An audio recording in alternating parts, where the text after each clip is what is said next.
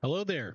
Welcome to episode 5 of the complete new player guide to retail World of Warcraft, season 3 of The War Within.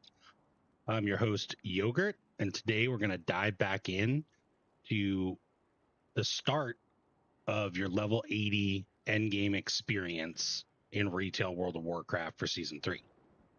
Last time, on our last episode, we hit level 80, and we started the Koresh story campaign. So this is the main story campaign for season 3.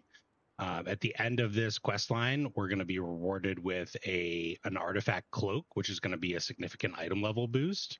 And throughout the campaign, we're going to get some catch-up gear. So it's going to help us raise our item level a little bit more than it is right now. For those of you just tuning in at this episode, because this episode's a great episode, say you've leveled characters before and you're wanting to get into the end game, this is the place to start, really. So what we did last time is we accepted a quest in Dornagal. That started the Koresh campaign, and we worked through and began sort of liberating Tazavesh. And we ended with this beautiful overlook here of what remains of the planet Koresh, homeworld of the Ethereals. And we have been asked to go meet Locust Walker out here. So that's where we're going to pick up. And we're also we'll talk about some other like basic starting point concepts while we're working through the campaign on things that you can do to gear up your character. If you're new to the series and you're starting here, like I mentioned, we are basically taking a character from nothing to 3K Mythic Plus rating and getting the ahead of the curve achievement, preferably through just pugs pickup groups. We did one last season in season 2. It was actually a failed attempt where we took a completely new character on a completely new account. No mounts, no nothing. We played through the Dragonflight campaign, leveled up from 0 to 80, and then tried to reach 2K Raider IO or 2K Mythic Plus rating. And that was a great series. If you are starting from the very beginning, you don't want to do a character boost, you are more than welcome to. If you did just purchase the Midnight expansion, you can feel free to start here. So you'll want to start with the Koresh story campaign to unlock your cloak, which we'll talk about in a second. So our goal with this character, 3K Mythic Plus rating, which awards us a mount, and then ahead of the curve, which I think also awards us a mount, but it's also kind of like the baseline heroic achievement for clearing the raid.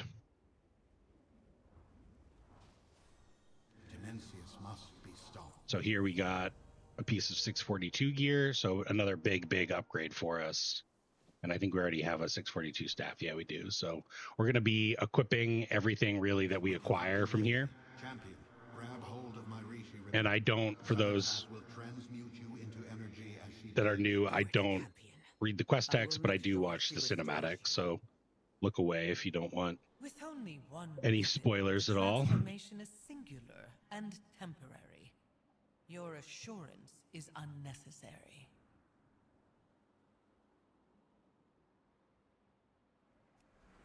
And unlike last time, we're going to be viewing this from the perspective of a tank role. Whereas last time we did it completely as a DPS, a damage dealer. You are now like the Ethereals and brokers were, an untethered soul composed of energy.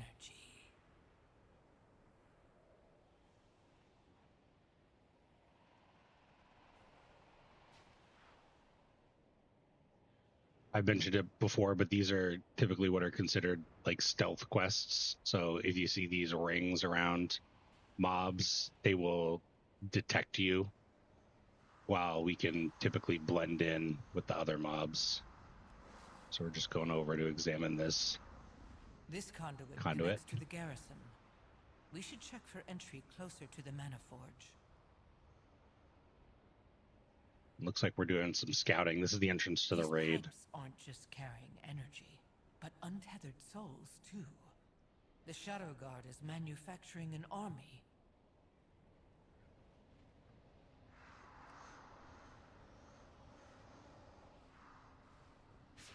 All pathways to the Mana Forge pass through the aura of Dimensius. Only a being composed.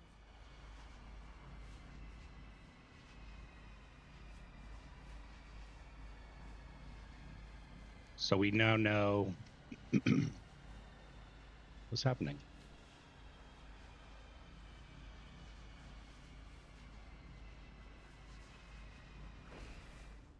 Oh, there we go. We're just a long Hearthstone, I guess. So we now know that we need to get access to Mana Forge Omega to defeat Dimensius, but in order to get in there, we need to You would never reach Dimensius without build the Reshi ribbons and my our Reshi Wraps. Why did you even help the Ravel in the first place, Zalatath? The same reason I'm helping you. The promise of an end to the all-devouring.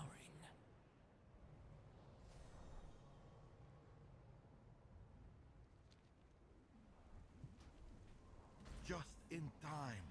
The Void Spores have gotten past our shields again. We need to sweep them up before they infect our biome. We got a belt. Another big upgrade for us there, which is great. Put your hopes in the trust. The only thing holding everything together is my Reshi ribbon. I spent my fortune to acquire these ecodomes. I won't let them collapse. Stay a while and listen to Zalatath. No, we don't need to do that. The rest of you, secure this area. The Shadow Guard are everywhere.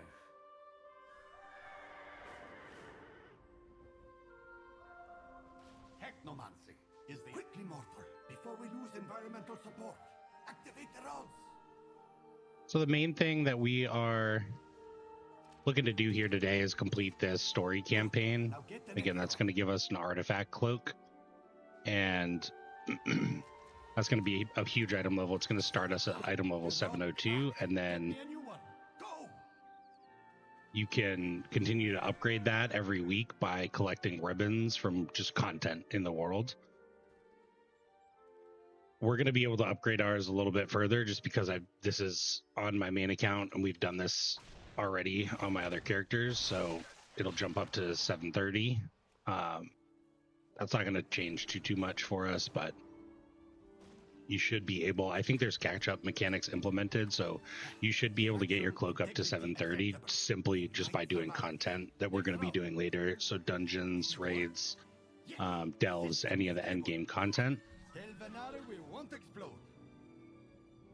The other thing that we can get from the campaign, if we continue to pursue this a little bit further, to go to one chapter beyond chapter 3, so go into chapter 4, is that we can get access to an enchanted runed crest. So crests are what we use to upgrade crafted gear. Crafted gear has base material requirements, then it also has 2 special requirements. One is a spark for this season. So each week you get half of a spark. When we hit 80 earlier, I think last week we got half of a spark. At this point, you can actually see how many you should be able to have in your currency.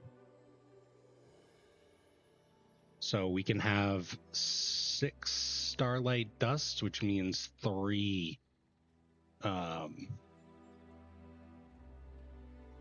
we can have 3 sparks.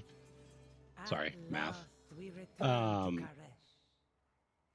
The spark is one thing. This is basically like the time gating for crafted gear. So you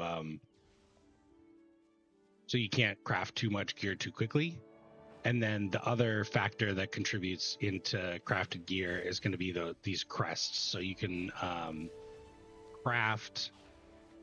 you can use crests that you would acquire from like the ends of dungeons or raids. We'll talk about upgrades and we'll walk through that whole process together, but you can get a free heroic level crest that will allow you to craft a heroic level piece of gear by defeating the last boss after defeating the last boss of the raid after accepting the quest as a result of completing 4 campaign chapters. So we might do that. We'll see kind of what happens. But the main thing we want to do is get this catch-up gear. So you can see we're kind of going slot by slot here. We got weapon, we got helmet, necklace, shoulders, belt. So we'll get all of this.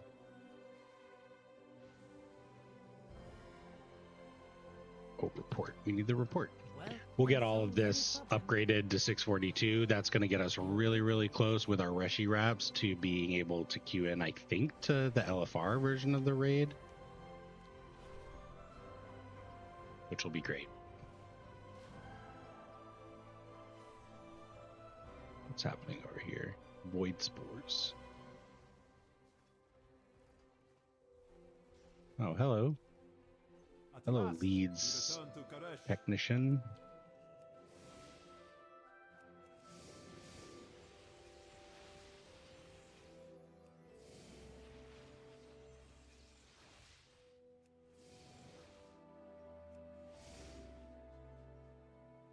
Not a very good working vacuum. Where does he want me to go?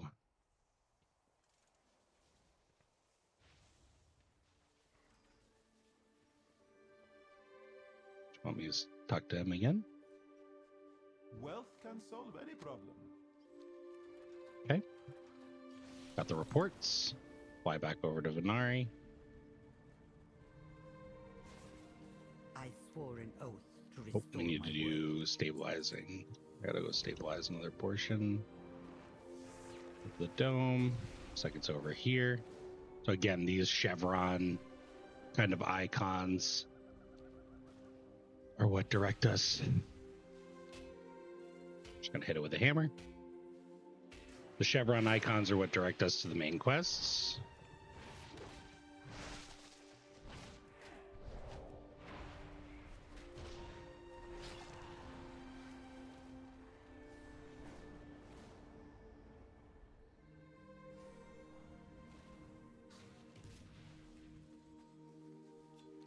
I did find one of the things, I guess, that a new player might be, slightly focused on is I did find that some of the quests in here were not quite as easy to see. Like here you can see 2 areas of this were like sparkling. I felt like the visualizations were a little bit lackluster in this area, particularly when we go over to this section over here. You'll see some of the quests aren't super clear on like what you need to be doing, so definitely take some time to like zoom in on the map and look closely, because it can be a little bit annoying.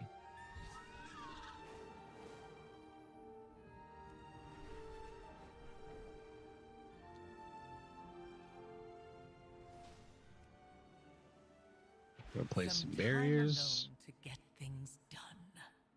I adore watching you work. There we go.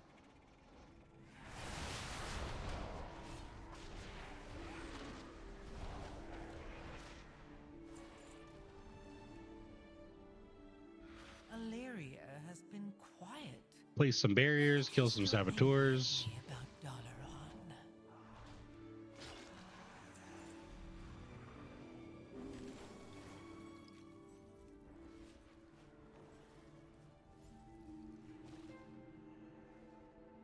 There aren't many who Illyria trusts, aside from Locust Walker.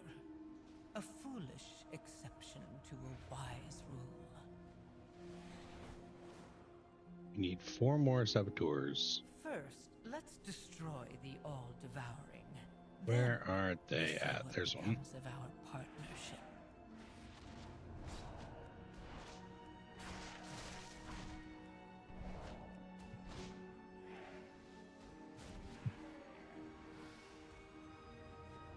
Need more saboteurs. There we go.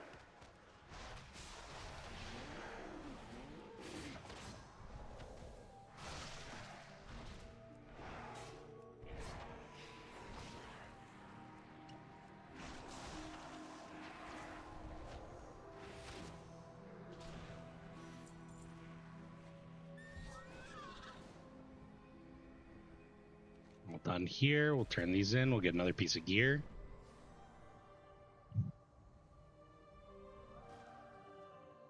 Hello, my champion. I must Pair protect of my legs. investments. Destroy the Kill shadow more. and I'll give my Reshi ribbon. And then to you'll the see cause. we're also looting these Valor Stones or receiving I'll these go with Valor the champion. Stones from this Meet me quest. at the camp. Valor Stones are another piece of like the upgrade and gear puzzle. You could think of them as like basically like coins, coin level. So you take Valor Stones in combination with crests and you Don't listen to her lies. upgrade your gear. You get Valor Stones from doing stuff like this, quests, world quests, events, stuff like that. And then you get crests from doing the actual content. So you get crests to upgrade gear on the normal gear track, the champion level track. You do the normal raid, and it kind of acts as like sort of a, not a bad luck protection system, but it acts as a way to make sure that everybody is getting something from everybody's getting some form of reward from doing the content. So there's usually incentives. Crests at the beginning of a season are capped at certain levels. I don't know if we can see it right now because we don't have any crests at all. But I'll show you that when we get some. So you can only get so many crests at each difficulty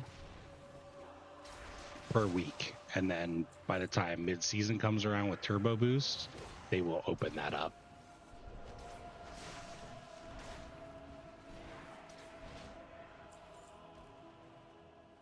All right, let's focus more on some of our objectives here. Take care of the cannons. And then I also need to remove the siphon barrier. Do I just use the null bomb? Did it change? Okay, it I don't changed. know who to trust anymore, but we can't lose track of Xalatath. Stay with her. Let her think you are her champion.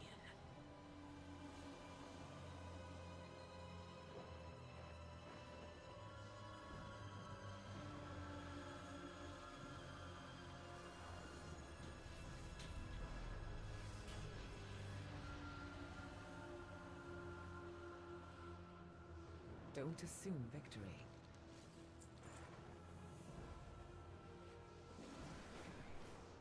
Go back over, pop another cannon. Who controlled the Reshi ribbons? Hmm? Who wanted the Void Lord destroyed? What are you saying? I've had enough of your whispers.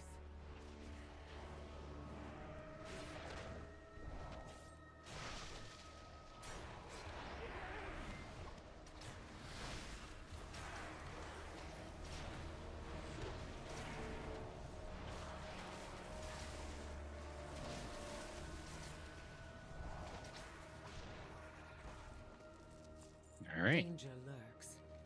done with these. Find the path to victory.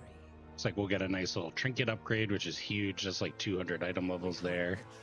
So we'll go take care of the Shadow Captain.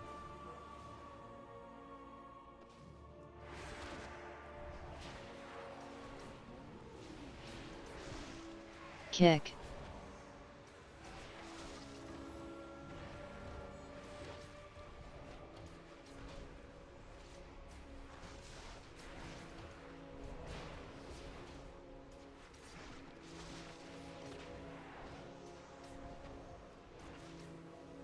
Kick.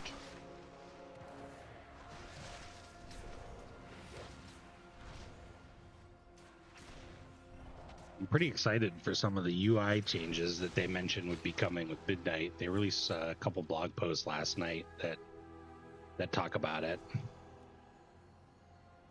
And one of the things that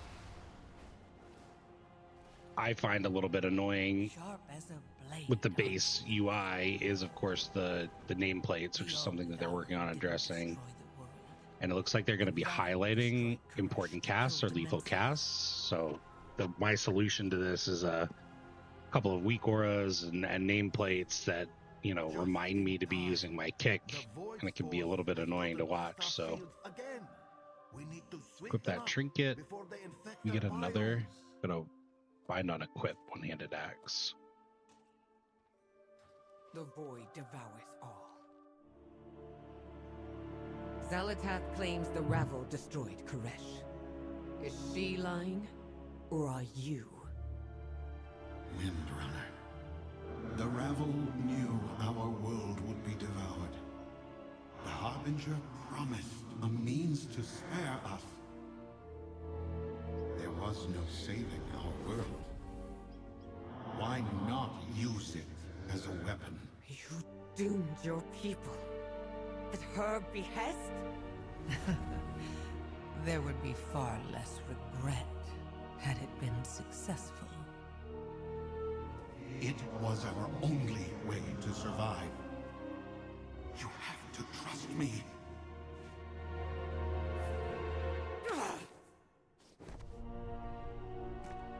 I have no more trust to give you.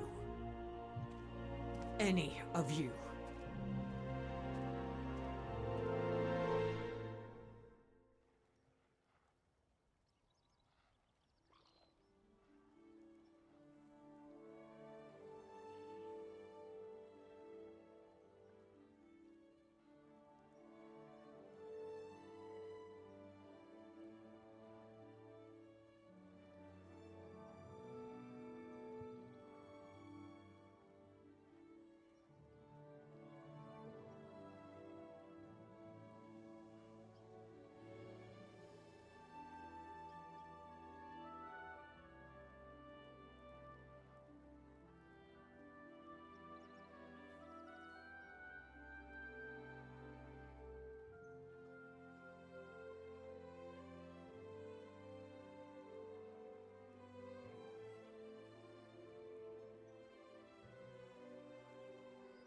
With funding comes salvation. What is more? Take my Reshi ribbon. Defeat the all-devouring.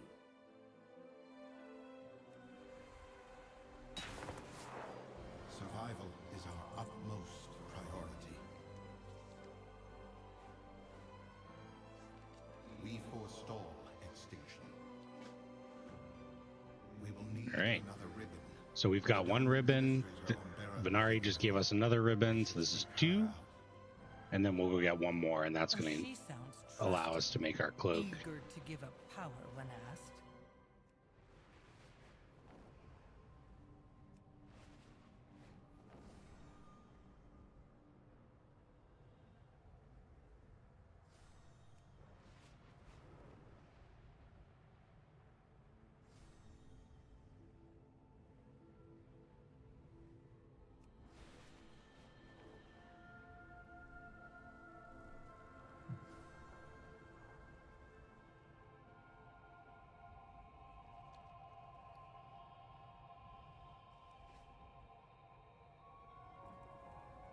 My ecodomes are constantly under attack. Not by Wastelanders and Shadow God.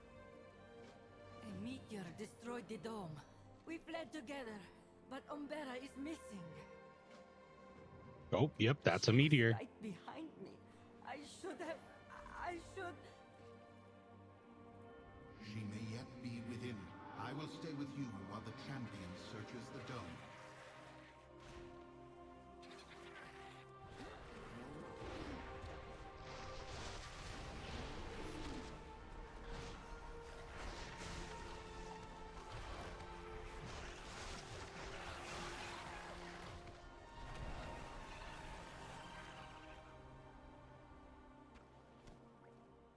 Slaying creatures, finding clues.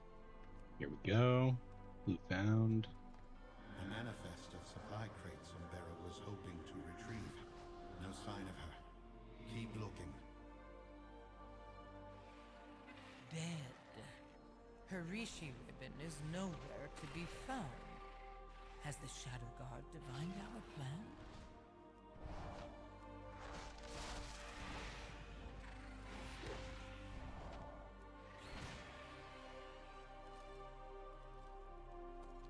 A Tabika ritual dagger. once wielded by the oracles of Koresh.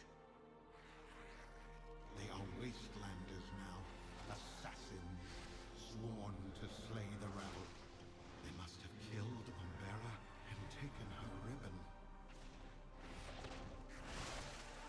Just taking a quick look at this world quest reward.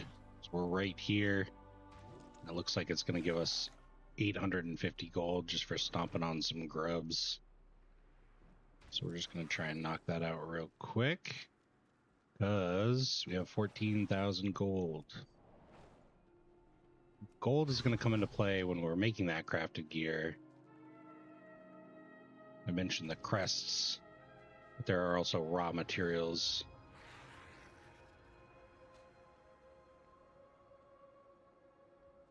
For us, we're going to be wearing leather armor, so leather armor is not too bad to craft compared to things like plate armor, but we're also going to need weapons, which could be a challenge.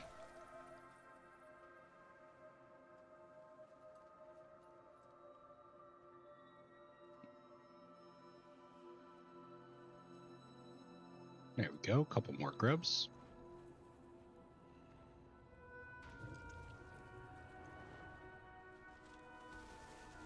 Thank you, traveler. There isn't even an industrial use for the grub guts. They just stain your feet with void ooze. I can't believe she's gone. We have been a team for thousands of years. Improve matters before you leave.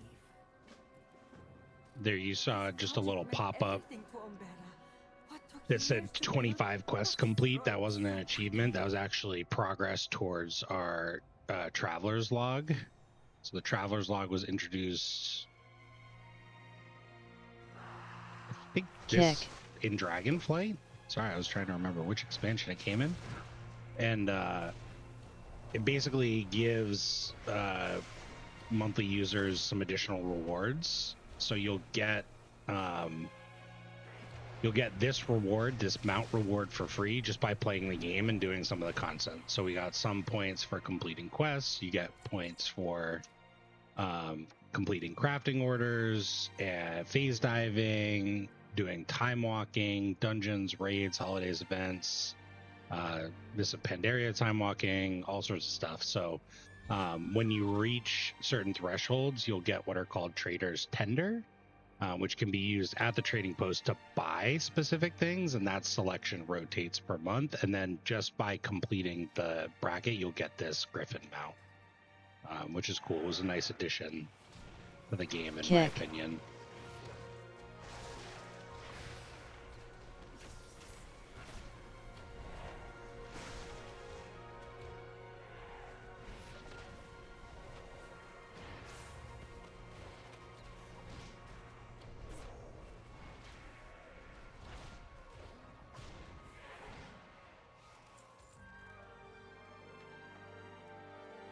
We're looking for crates, stolen research crates. I want to try to find the ones that are easy to acquire without too much combat. But it looks like there's not too many of those, so Kick. Get into it.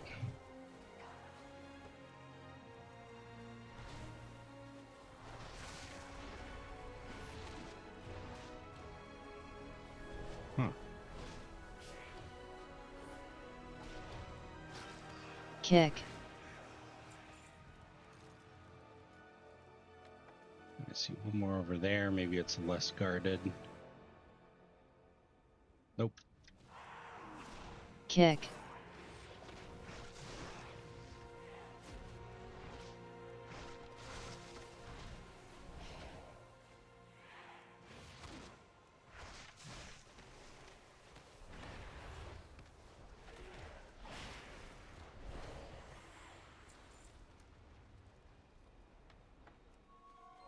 All right.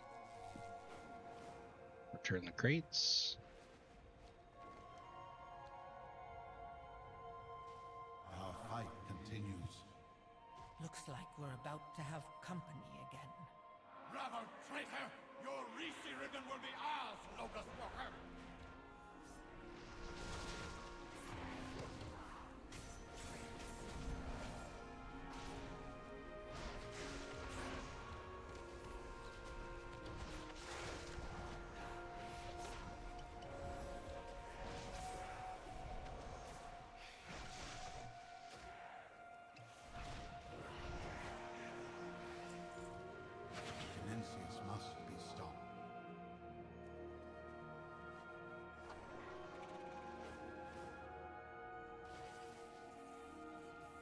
If it isn't my favorite mortal.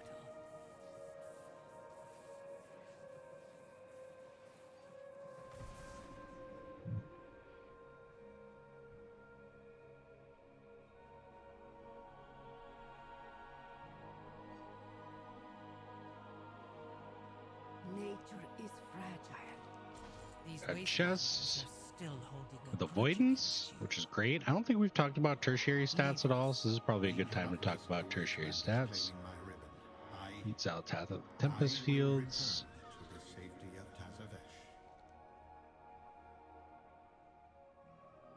Here? Okay. No. It's not very clear.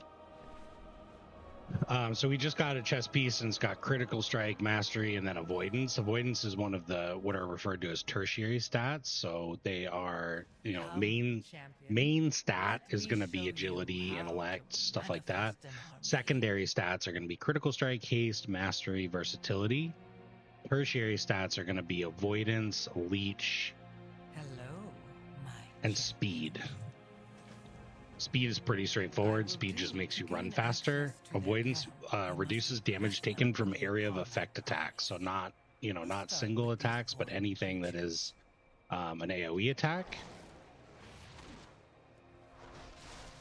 And then leech allows you to receive a portion of your damage back as health. Kick. So it kind of is what it sounds like.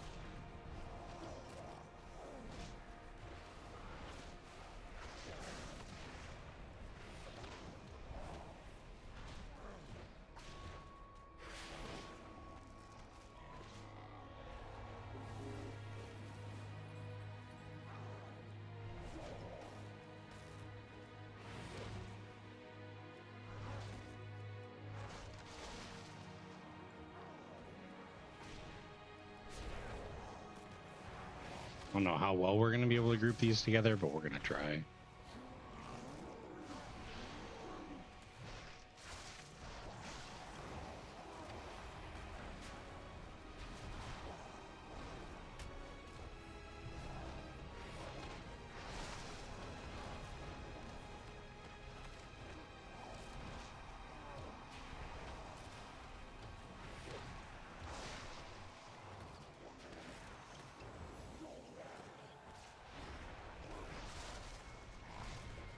Kick. Too bad. Looks like we need to also be cleaning up these void clefts, harvesting void cleft essence. So we'll do that as well.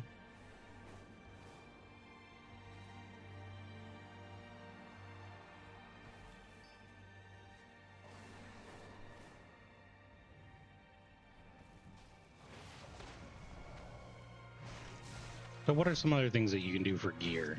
So main story quests, Kick. obviously item level upgrades here are going to be pretty big. If it is your like first character on your account, you're not super familiar with the systems, I would definitely recommend. Oh, cool. I would definitely recommend completing this campaign. That's just going to unlock higher level Kick. difficulties of activities that you can complete. So the way that I'm looking at the next couple of gaming sessions is really increasing my item level as much as I can to start getting into Mythic Plus dungeons and normal and heroic raids, because that is what's going to be giving us big upgrades. So complete the campaign. If your gear is below 642, you need to get your Reshi Wraps. That's going to be used in the raid and is a really, really good item level bump for your character. So complete the campaign, get the Reshi Wraps, get your enchanted crests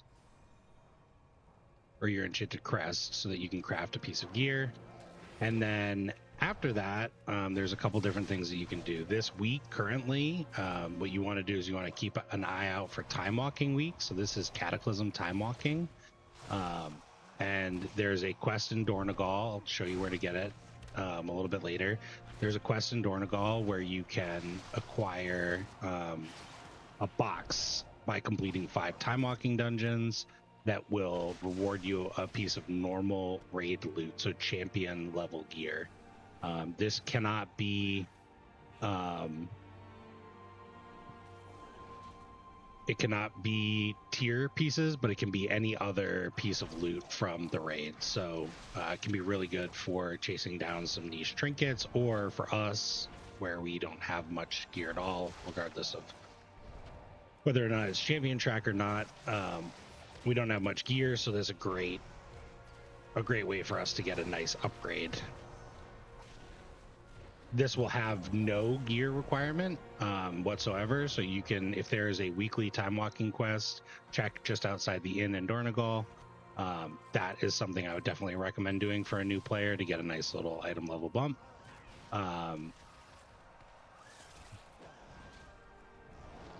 We also have access to heroic dungeons, so this is what I'm talking about when I mean like it requires a certain item level. So in order to queue for random heroics, we need to have an item level of 651. We're currently 631. We're acquiring 642 gear. That combined with our Reshi Wraps is what's going to allow us to queue into some of these heroic dungeons. Heroic dungeons probably aren't worth it, to be honest, but we'll see where we're at when we're done with all this.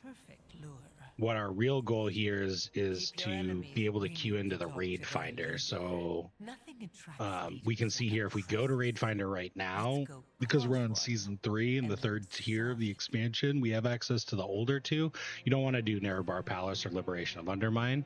We need to get through this campaign quest and get the item level high enough to unlock the Mana Forged Omega. All of that gear is just not, it's not high enough item level. It's not worth it. It's old tier sets, stuff like that. So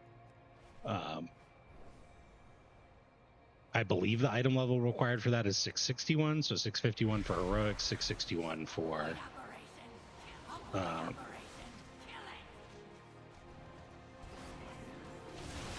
looking for raid.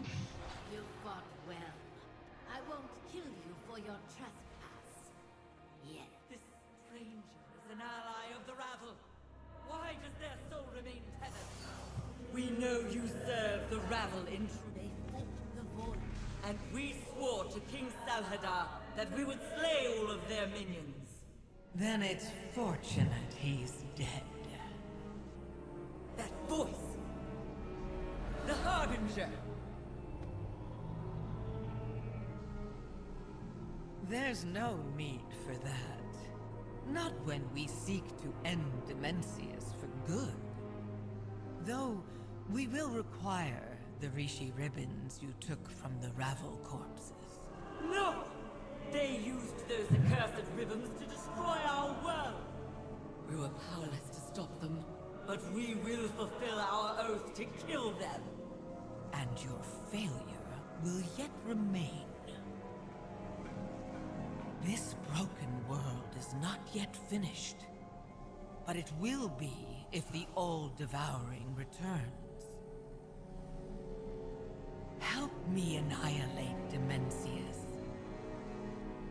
The Ravel can always come next. We will hear you out. For now.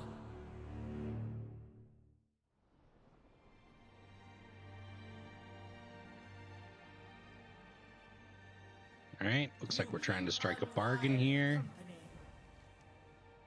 Where I know what you... A gift for you.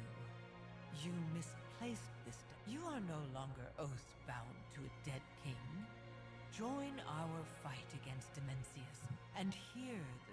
My warriors are eager to untether the Shadow God. But I think you want the ribbon I took from that Ravel broker. Speak, fleshling! Got some gloves. Mother, Cruising 600 item level. We also have kind of like our first set almost of gear. So couple pieces missing. Obviously the cloak probably isn't going to work out since we get the Reshi Wraps, but we have our first natural sort of transmog acquisition. you could just take it. Talk to Zaltath. Nope, we're just gonna keep going. I want to help you. You're good at killing, but we need more than that in an ally. Long ago, we were oracles.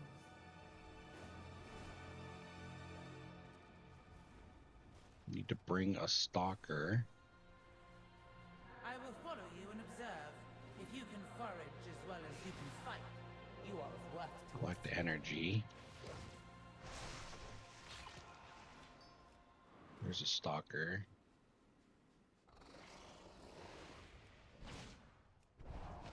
How do we bring it? Oh, I think I need to talk to somebody for an item. I am listening for now. You seem like you've seen a battle or two. Plant a seed, go with Narath, win over their tribe. Okay. Let's see what happens here.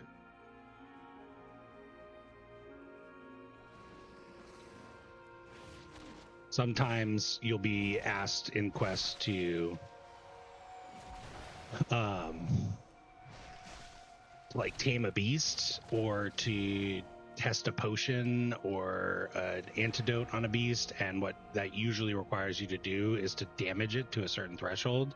So here we need to bring a stalker to Zabta, and we had to damage it down to 50% before it became clickable.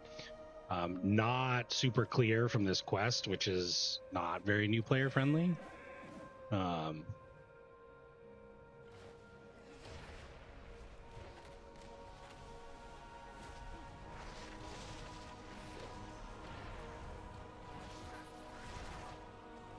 Seems like we're attracting a lot of company here, so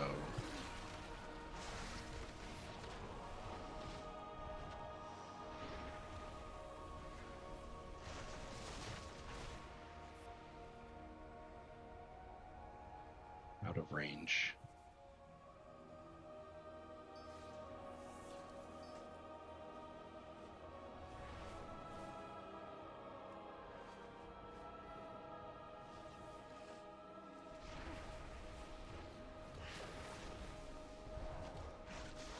I don't know if it was just a feeling or what, but I do feel like some of these quests tend to be a little bit more on the tedious side. Now we're doing this on a new character with lower item level.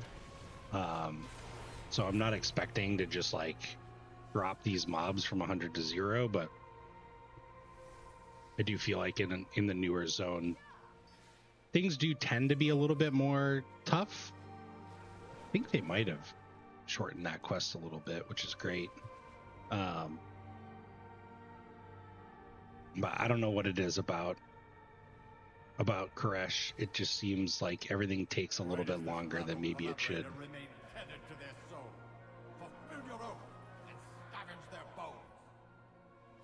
But that's okay. The nice thing about campaign quests, you really only need to do them once. The metal from that destroyed dome is strong, uncorrupted by the void.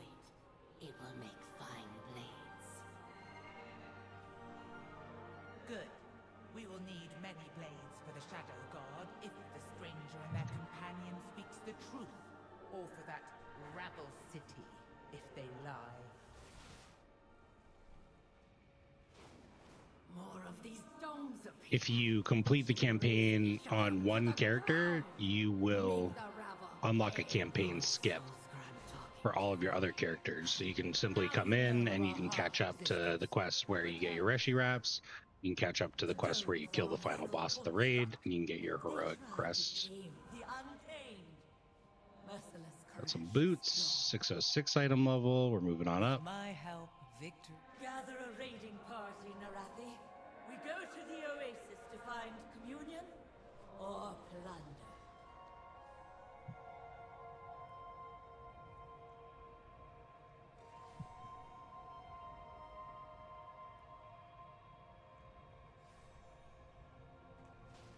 Absolutely. There you are. Good. There are many tasks that have been waiting on your arrival. Please see to their completion.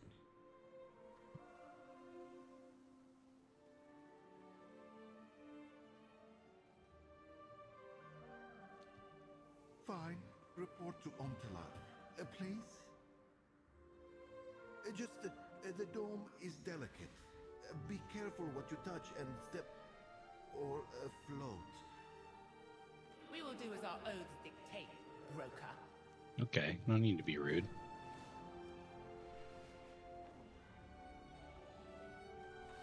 These are the oracles of the Untamed. You will let them commune with Koresh in your dome.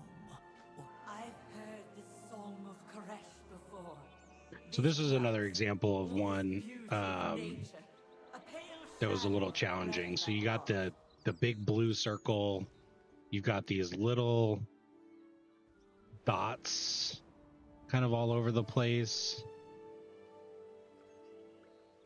So we got hard spring water, and now we're looking for buds. We have invasive worm eggs.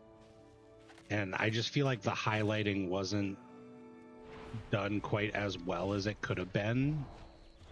And it looks like they may have gone back and sort of made another pass on it, which is pretty good. So now we can actually see things that are sparkling. So good on them. Good on you, Blizzard. This quest is not so bad. Oh, actually, it looks like part of what we're doing is the weekly quest to help the Oasis. And part of what we're doing is cleansing the dome. So when I mouse over, I want to make sure that the objectives that I'm working on say cleanse the dome. Dome cleansed.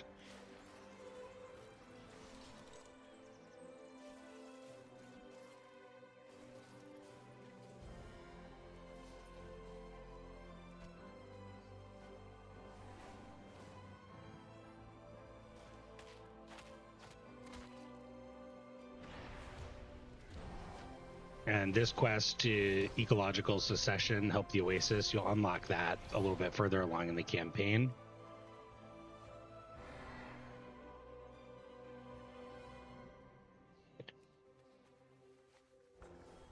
And that's just another weekly quest. We'll talk about weekly quests too. Actually, we could talk about that now. So weekly quests, there's a couple different quests that are labeled, and they'll award you with these different caches. They're world quests. So a good example are these special assignments. You can see here it rewards a seasoned adventurers cache, contains adventurers gear, gold, and currency for upgrading gear like Valor Stones. And the first two weekly events that you do, so you can see here Wriggling Pinnacle Cache. So Pinnacle Cache is another good example. In the main city, we have a couple of quests that will reward us. We also have the Theater Troupe, which is back from season 1. We have the Awakening the Machine quest, which is back from season 1. Hallowfall has a weekly called Spreading the Light. And Ashkahet, you help your spider friends with tasks. Plenty of different options, and the first 2 caches that you open every week will award you with veteran gear, which is the equivalent of the looking for raid difficulty, LFR difficulty. It's above adventure, but it is below champion track. So if you're just starting out, getting 2 of these done is a really good idea, because it'll give you 2 okay pieces of gear, but they'll definitely be better than what we've acquired, the adventurer gear or explorer gear we've acquired from doing the quests. The other thing that these are going to give you is the first 4 that you complete every week are going to give you delve keys. So bountiful delve keys, which allow you to open bountiful caches at the end of certain delves. So bountiful delves, regular delve entrance looks like this. Bountiful delves, hard to see with all the world quests. Bountiful delves have this little glow to them. They look like this. They rotate every day. There should be, I think, like 4 bountiful delves active every day. And with the bountiful delves, you can get at the end, depending on what level you do, you can get higher item level gear. So at the end of a tier 8, level 8 bountiful delve, you'll get a piece of champion track gear. You can do 4 of those per week with the 4 keys that you acquire. So you can loot those caches 4 times per week. And you can get 4 pieces of champion level gear. If you are lucky enough to find a Delver's Bounty map, or you level up your Delver's Journey and purchase a Shrieking Quartz. I'll show you where to get this too. Purchase a Shrieking Quartz from the Delve vendor. You can actually summon the main Delve boss, the main Delve antagonist for this season. And she will, when you defeat her or get defeated by her, she will give you a Delver's Bounty map. If you use the Delver's Bounty map in a Bountiful Delve tier 8 or above, at the end of the delve, you will loot a hero track piece of gear. So that is definitely something that I recommend folks doing. Let us move down to the water and begin the Tabitha. And we did it. So we're down here. We're completing chapter 3 or chapter 2. I'm not entirely sure. But you should have seen the reward for that quest were some fibers, which we'll talk about quickly as well. And then also the Reshi Wraps here. And so rank 1 looks like 694 item level.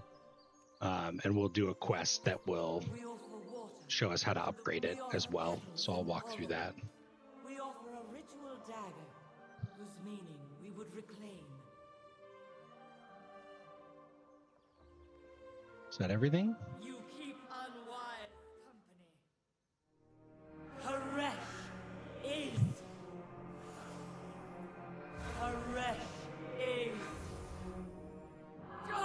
I sense nothing.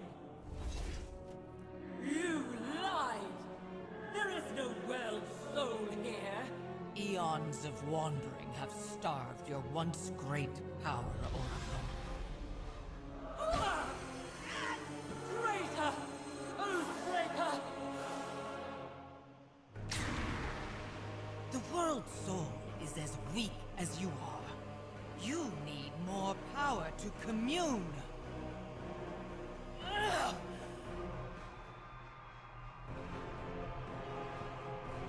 Feast! Touch the fading heart of your world!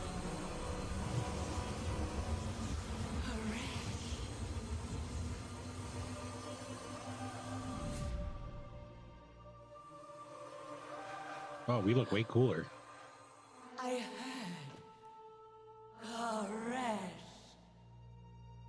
By my unbroken oath, the oracles of the wastes will be your army, Harbinger. That doesn't sound good. We fight to restore Haresh.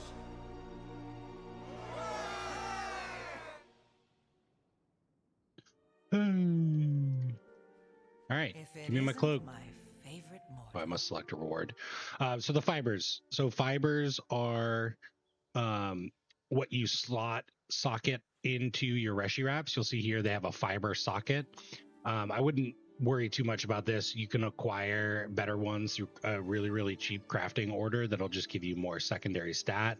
However, you do and you can slot them in and out so they don't go away. So if you use multiple stats or you switch in between, you can pick up multiples and switch them out. So I am not entirely sure. I'm just gonna take a quick look at what my stat priority is. I'm seeing on Wowhead, the Brewmaster Guide, that it's versatility. I don't know if I fully believe that, so I'm gonna go to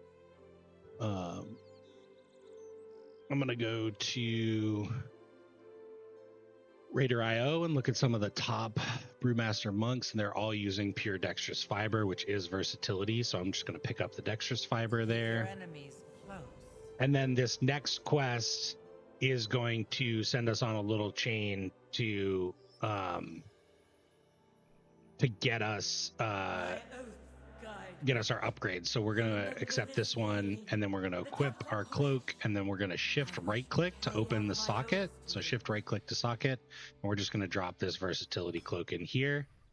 And then the next part of the quest is what will complete this red portion that's on our Reshi Wraps. Speak to Hashim to enable your Reshi Wraps to harness ethereal energies. So we're going to continue along with the quest,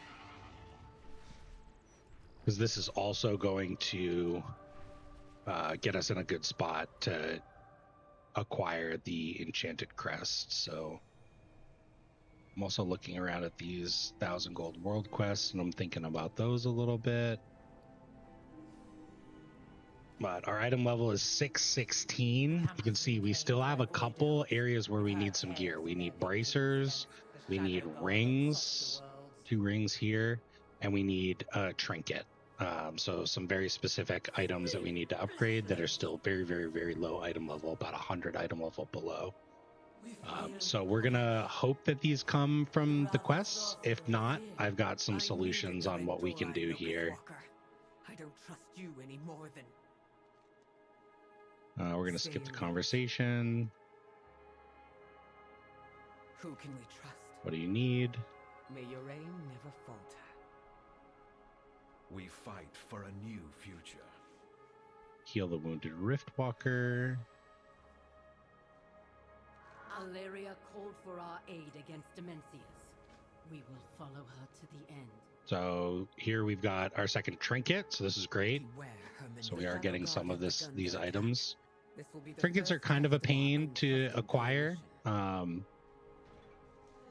necessarily a pain to acquire. They're not very good to craft. The trinkets in the game aren't super great from a crafting perspective, and that was one of the things that we could have done as sort of a solution. Is made some crafted gear, so we can craft some low item level rings, necklaces, stuff that we might need to fill in any remaining slots. However, it's not super easy with trinkets, so glad we're gonna pick that one up. Trinkets can be easy to acquire. They drop from dungeons, they drop from raids. Like, they're not elusive by any means, but this quest wasn't super clear to me at first. What you'll notice as you're running around is you'll have this little circle indicator up on your UI, and then you'll also see, as you get closer to these mounds, it will glow, and then you'll also see this little yellow trail kind of point towards where the next cache is. See, it just popped up there, so we can see this is the direction we want to head in.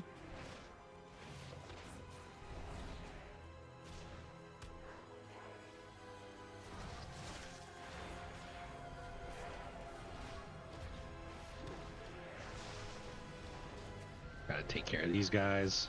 And again, another good example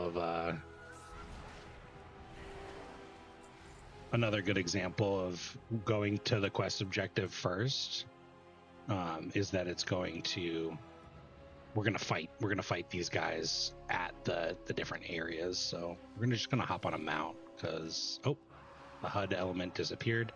The HUD element disappeared and was replaced with this one. However, we can still see, now we got closer, we can still see it popping up. So For us, reality is flexible on Karesh.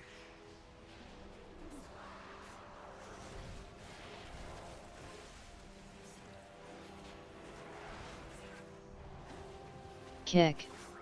Kick.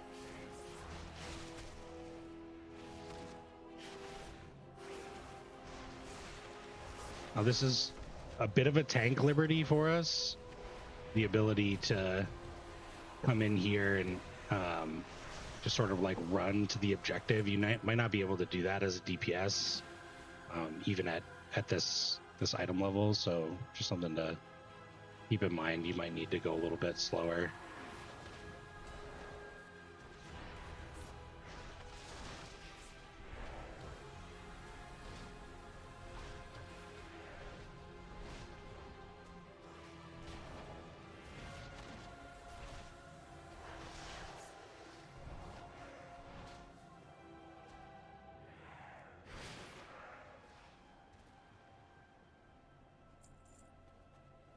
We just need to kill, more void tamers.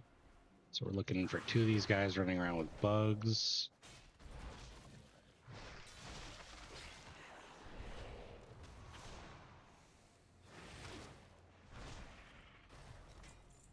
Oh, we got a BOE.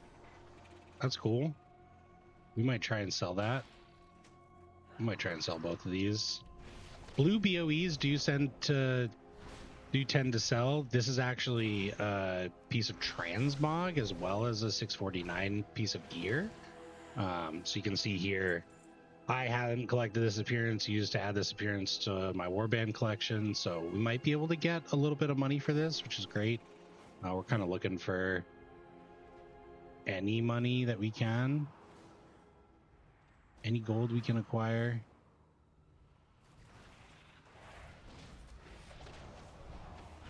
Our last void tamer here. Look, a monk. He looks cool as heck.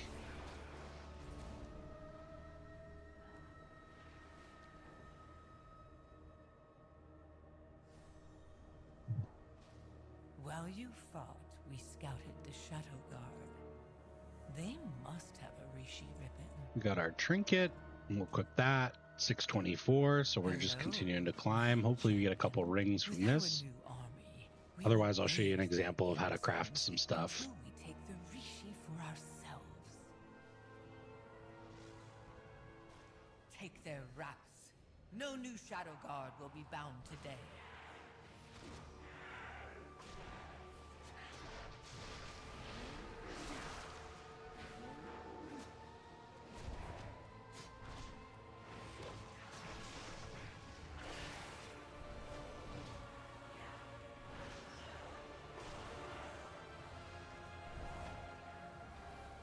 Yes, glorious.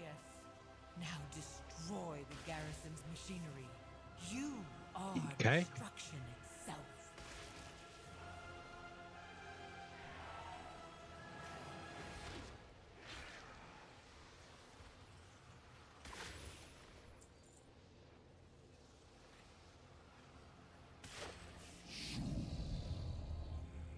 Go out this side.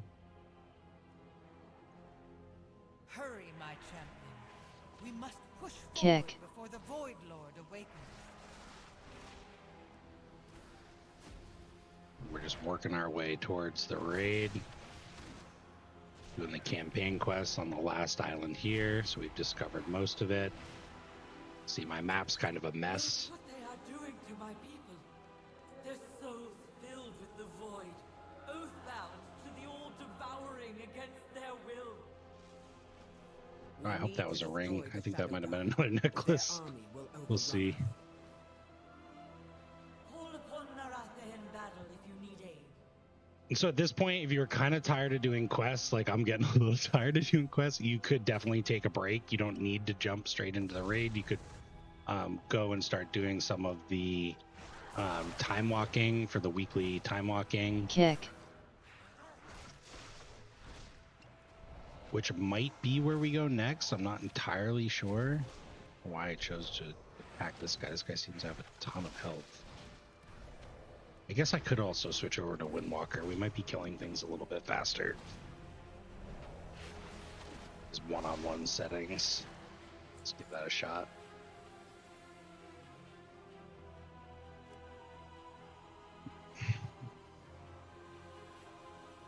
And the nice thing about working with Brewmaster in this version of the challenge is Brewmaster and Windwalker are both going to be agility users. They're going to have probably maybe different trinkets. There's definitely going to be some differences and some nuance to individual gear at the high level, but for things like questing, we'll be able to switch between the two pretty freely, which will be nice. I need to check and make sure I spent all my hero talents, so I'm going to do that.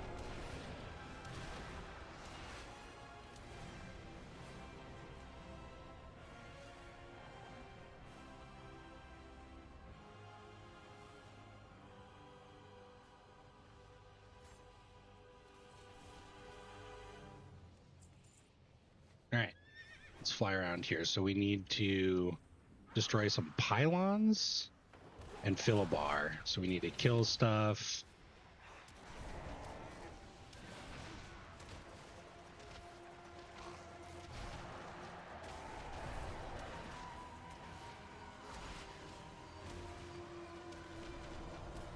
Yeah, definitely faster.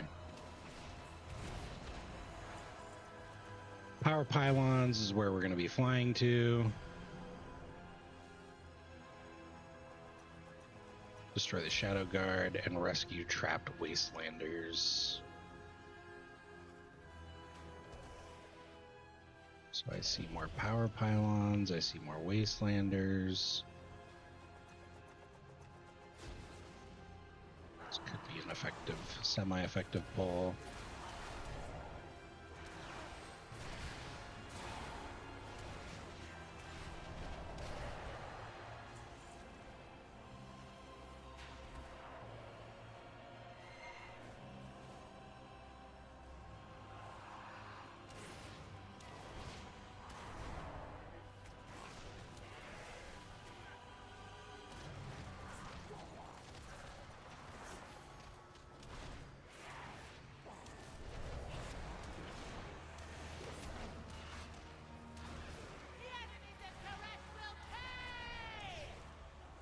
Okay.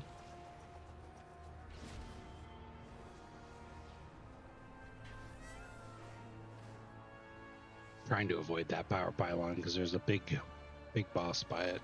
Not big boss, but big elite.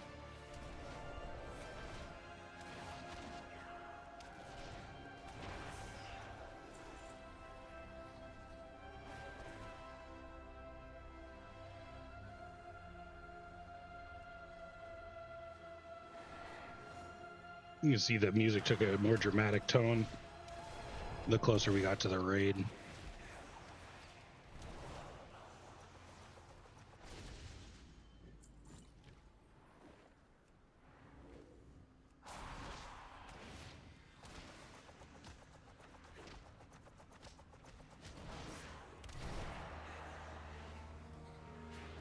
Okay.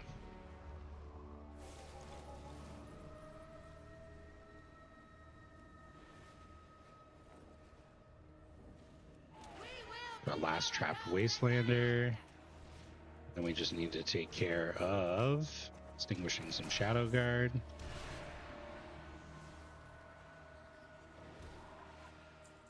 Need a couple. Just try and pull these three, see how it goes.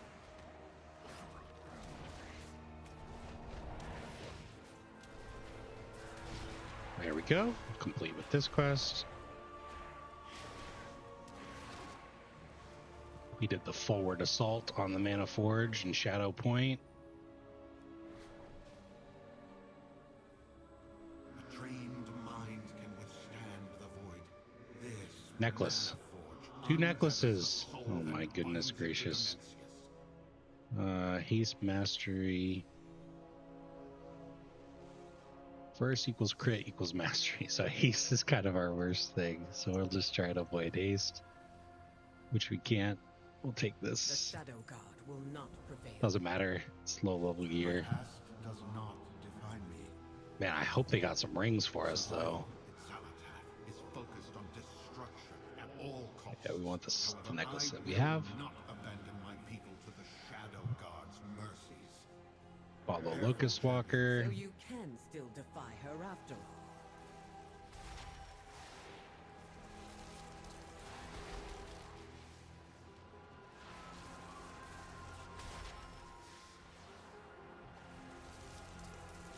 This is raw power, enough to overwhelm and remake untethered souls. It must be stopped.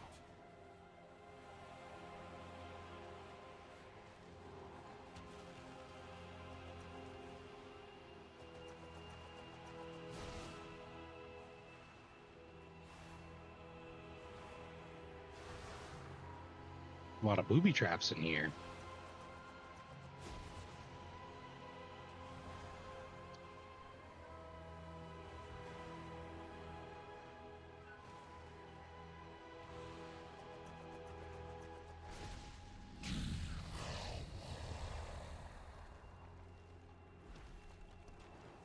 As Demencius grows in That awful voice. A nightmare I had forgotten. The all-devouring stirs. We must hurry. Another helmet? Oh my goodness gracious. Galakath surely means to betray us. Let us destroy the final garrison before she gets the chance.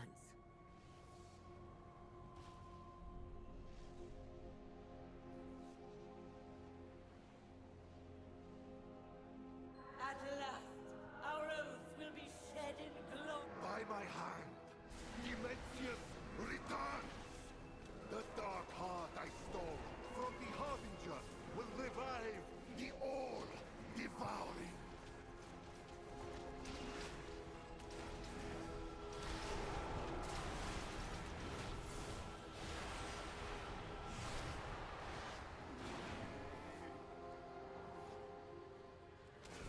Windwalker Monk is a really, really fun spec to play, in my opinion.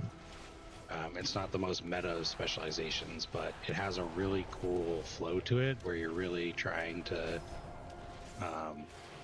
never push the same button twice. And so that results in you,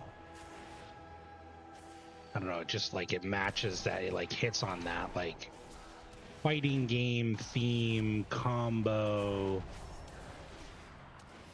martial arts style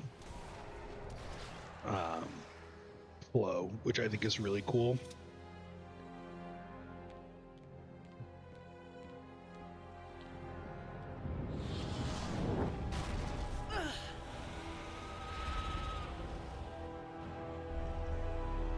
Saladar survived? Oracles of Koresh! You dare defy your king!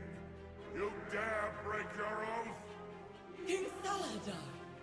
You died, and our oath died with you. No. With Dimensius as my master, I have been remade in the Void.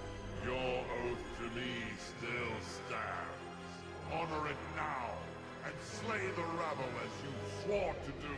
How could we fight for you? You serve the All-Devouring. And by sacred oath, so do all of you. Obey, or die as Oathbreakers. Oracles, Wastelanders, we have no choice. Kill the rabble and their followers. Fulfill your oath.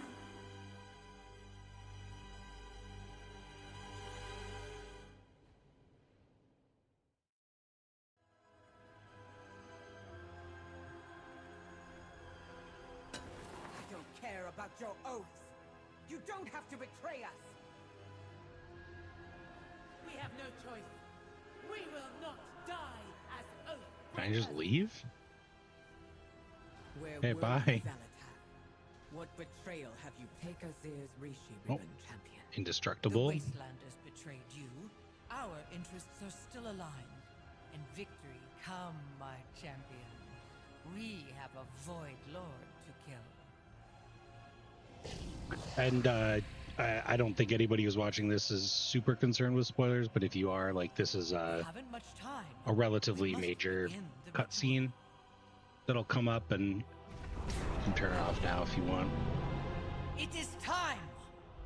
Present your Reshi ribbons. I will fulfill my word.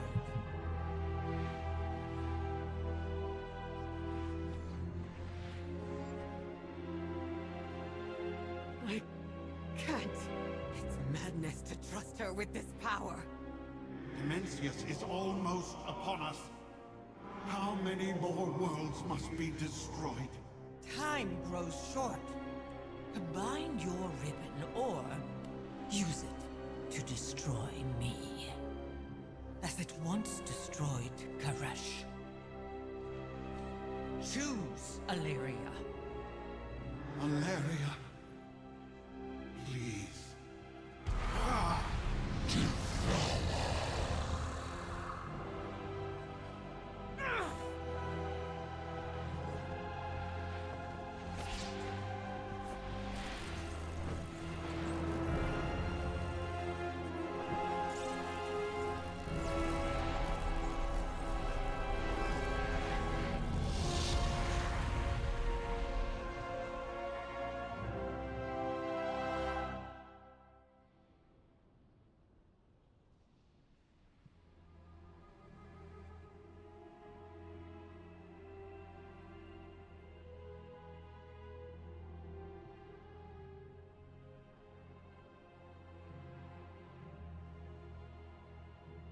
We forestall extinction. We do what we must. What next? The Shadow God have... All right, so here's our quest. This is where we're going to stop. We're not going to do quests anymore. So this is the Enchanted Runed Ethereal Crest. When you mouse over it, it is an optional crafting reagent. That's the blue text at the top. It increases the difficulty of the recipe, but that's not a problem for crafters. And it provides the following properties. Set item level based on crafting quality to 704. So if we use this on a piece of gear combined with a spark and the base crafting reagents, we get an item level 704 piece of gear. And that's going to really help us. Excuse me. In order to acquire this, we need to defeat Dimensius, the last boss in Manaforge Omega. We can do this in two different ways. One is through story mode. I'm just going to turn this quest in. We'll talk about this a little bit later. One is through story mode. Hide those. Which can be accessed by talking to Amir here. So we're just going to go ahead and do that real quick. We'll go and destroy Dimensius. And really nice thing about this is it doesn't matter what level of character, what level of player you are, whether you're going into just do normal raids or heroic raids, this allows you to get the full story of the expansion without actually having to partner with anybody. So we're going to queue up to this. What it does is it basically puts you in to a raid group with a bunch of NPCs and to fight the final boss. So the raid itself, it's much more enjoyable and epic. They put you on a boat. Oh my god. You go through and you fight a bunch of different bosses, and it's a whole bunch of fun. We'll do that eventually. We'll get to that. But because I want this enchanted rune quest, we're just gonna run in here. This is how it normally happens in the raid. For some reason, once we break into this portion of the raid, all of these mobs start to die, and we, with our raid group, who's coming in behind me, need to channel on this core access core to gain access to the Dimensius fight, which is behind this door.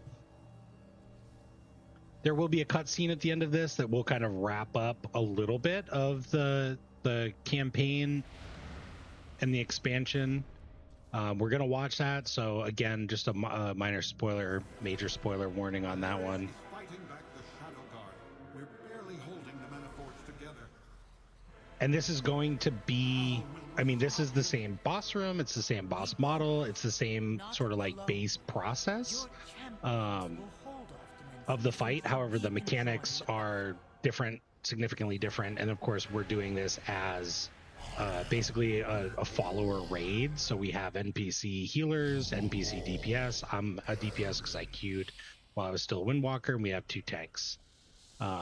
If you're doing this on any difficulty as a new player, one thing that you should know about the last boss is that the event starts when you walk up to one of these portals, and you'll get an extra action button, and you click this. So when you are in here, don't just run up and click it, because what'll happen is you'll start the fight. And people in LFR love to get really mad about that. So what will normally happen on this raid is that your group will start by splitting. So what they'll usually say is odds left, evens right, and you can hit O on your keyboard, and under the raid tab, you'll be able to see a list of groups. This will be available in LFR, normal, heroic, and mythic raids. And it'll say at the top, group 1, group 2, group 3, group 4, group 5, group 6. So you want to find your name and determine whether you're in an odd group or an even group. So O, raid, find your name, see what group you're in, and then you go to that side. Evens right, odds left, and then you wait for a pull counter to come down, and then you click this middle mouse button. Because we're in story mode, it's basically kind of like a face roll sort of thing, so we can just go ahead and start the fight. And so in this first phase, multi-platform boss fight, and after you kill the bosses, he'll do this devour mechanic, and I don't know how this works in story mode. I guess it just doesn't kill you. Normally what you would do is you would kill those 2 ads, they would drop some orbs, and you would... Personals in A. Oh god, sorry about that. You would combine the orbs to create a safe spot that would then keep you from getting sort of sucked in here.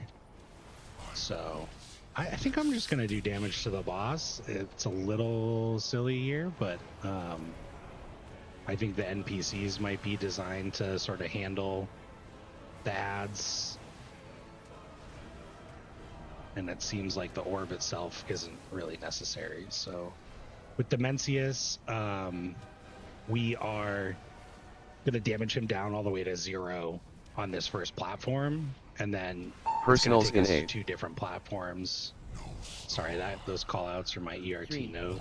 2, 1.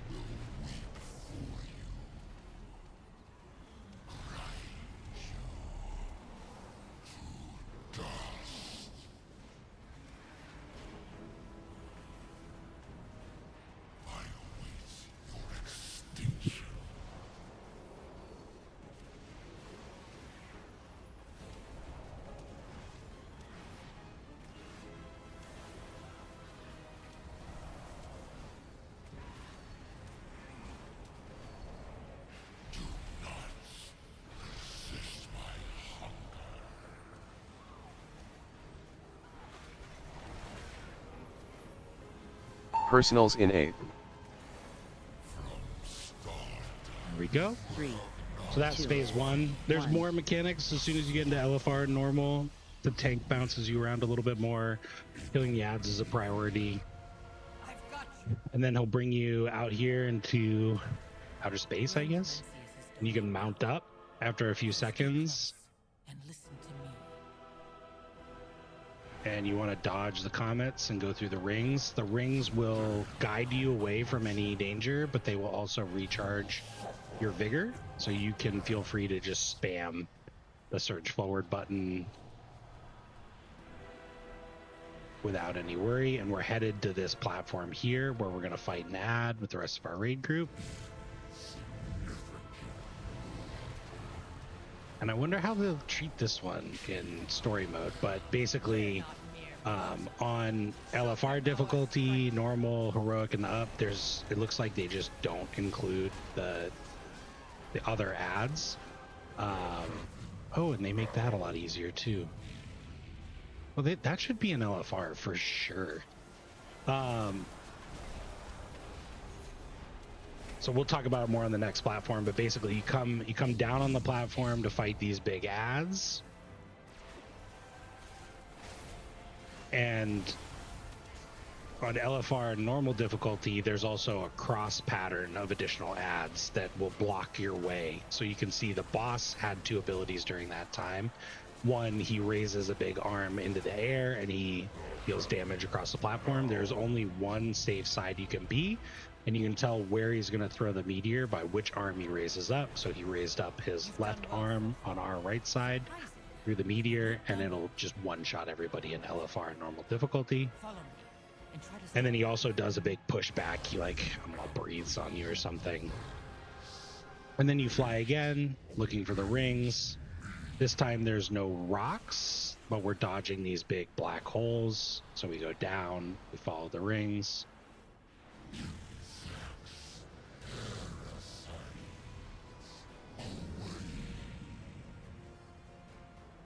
And we're headed up to another platform where we basically just do the same thing. If you're a tank and you're doing this in LFR or normal or whatever, the boss is on the other side. So tanks should take the ad from this far side of the platform and bring him up to the other side for the pushback. Keep pressing him.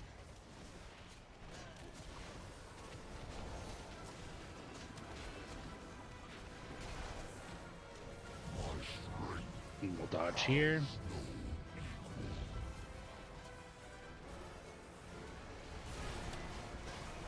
Use our cooldowns to kind of help us along a little bit more.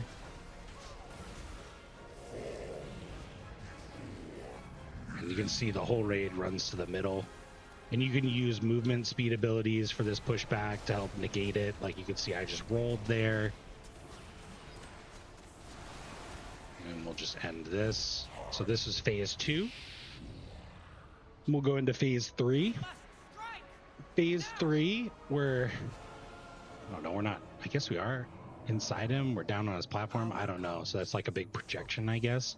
But you can see Dimensius is a little bit defeated. So this is where you'd use Battle Lust or Bloodlust. This is where you would use your major cooldowns because he's taking more damage because he's down on the ground. Not for long. We must keep him from regaining power. Your continued struggle is meaningless. And then he casts Extinguish the Stars, which drop these little planets around us.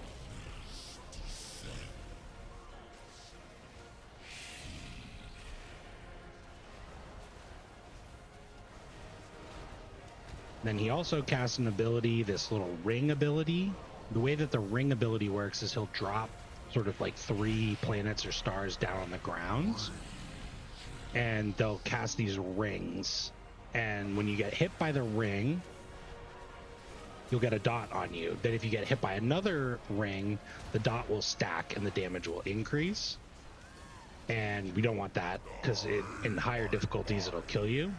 And then his other abilities are relatively straightforward. So you can see he did that big AoE ability where it said hide.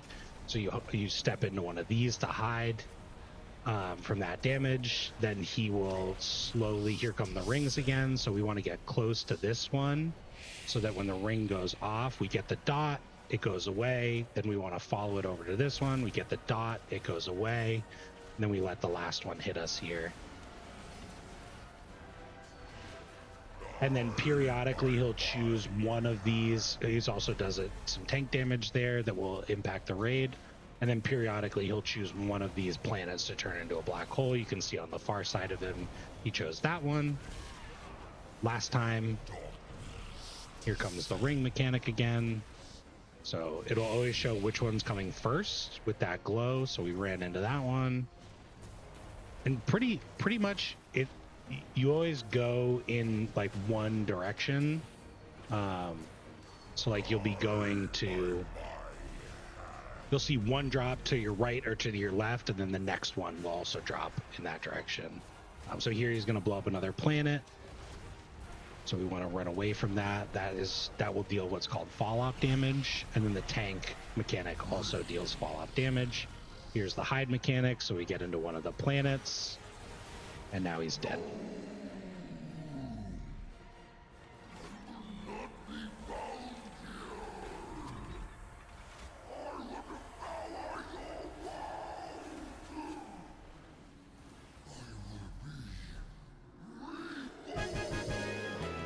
That was story mode. I don't think there's any loot.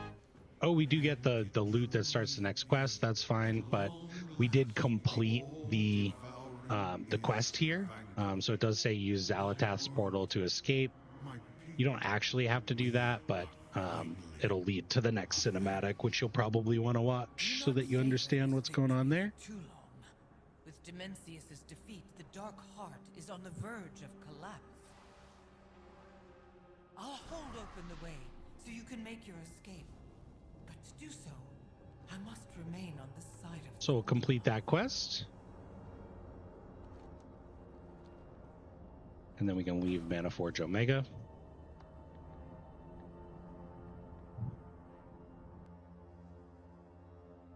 The Shadow God have reinforced their position. We must disrupt. We got everything that we want here. So on Koresh, there's still stuff that we can do. One of the things that we can do is work on our renown. Every time a new season comes and every time an expansion comes along, a new reputation is introduced. So the renown for Koresh is called the Koresh Trust. And you can get renown in a couple different ways. You can do world quests. You can see this one awards 150 reputation flat, but each world quest will award you a little bit of reputation. You can we would get reputation for completing the story chapters for the first time. So we still have one other chapter we could do to give us a little bump in reputation. You can complete the weekly activities like helping the Ecodome or completing special assignments. You can kill rares. Those will give you a little bit of reputation. And then all of the side quests have a little bit of reputation. that's associated with them. And then you can also get reputation from doing delves. When you do bountiful delves and open up the coffer keys each week, you'll get specific reputations. And so you can click on this little crystal icon on your mini map to open up the summary of the reputations to view the rewards. Nothing too crazy with this one. The big takeaways, like gear tends to usually fall behind. Looks like we could go pick up a piece of veteran chest armor, which is 668 once we hit renown 7, which you might be able to do through the campaign and the side quests. So if this was something that really intrigued you, you could definitely get here just by grinding it out. But veteran gear we can get from a bunch of different places, and we can easily get gear that's better than that. The main thing that people are after is this ethereal augment rune. Augment runes give you a little bit of main stat, and this one is infinitely usable. Normally with augment runes, until the last patch, you have to purchase them off the auction house. So a lot of people are grinding this out to reputation 18. If you're not super fixated on endgame, there's other cool stuff in here. There are mounts like the Ruby Void Creeper. And then at the very end, you will get another heroic crafting crest.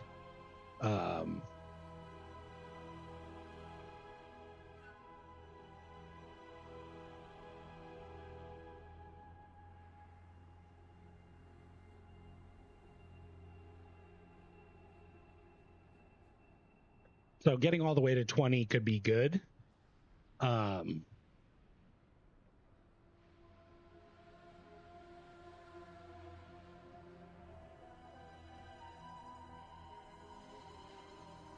But it'll take you a long time to get to that renown level.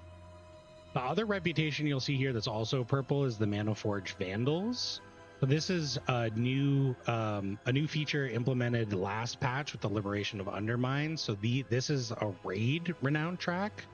And basically anything that we unlock here, you unlock it.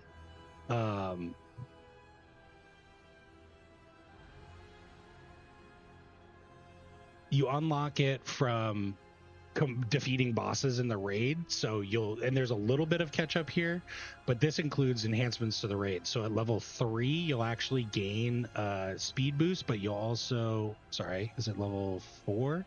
Level 4 you'll deal 3% increased damage and healing inside the raid, and you'll get little shortcuts unlocked in the raid as well. So these are great ways. You want to be doing this to keep up with your damage. Eventually it'll end at a 15% damage increase, which is pretty substantial. It'll help you just kill bosses faster.